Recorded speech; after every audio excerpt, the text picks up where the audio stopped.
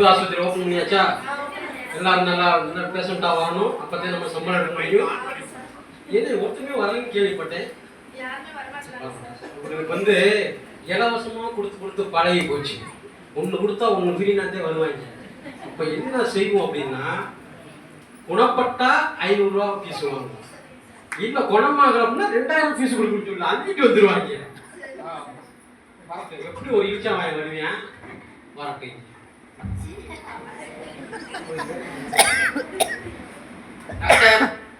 பாப்போம், நல்லா இருக்கியா?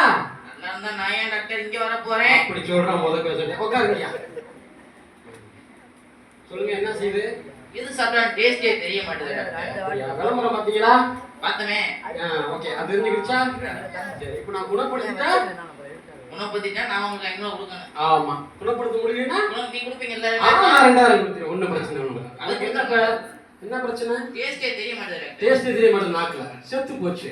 நர்ஸ், அந்த 10ஆம் நம்பர் மருந்து பாட்டில் எடுத்து அவன் வாயில 2 சொட்டு விடுங்க, பேஷண்ட் வாங்க.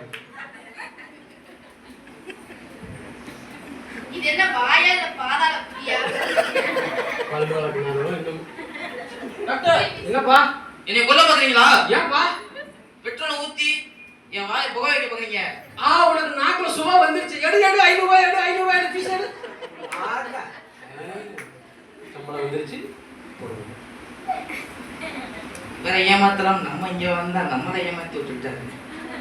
சரி, எப்படி இருந்தாலும் பாத்துக்கிறேன். நர்ஸ், இன்னைக்கு மறுபடியும் வரவேன். நர்ஸ், நம்மளுக்கு இப்போ சம்பளம் வந்துருச்சு. அடுத்து உனக்கு சம்பளம் ஏற்படணும். இன்னொரு இச்சை வாங்கி 2 நாள் கழிச்சு 2 days அப்புறம்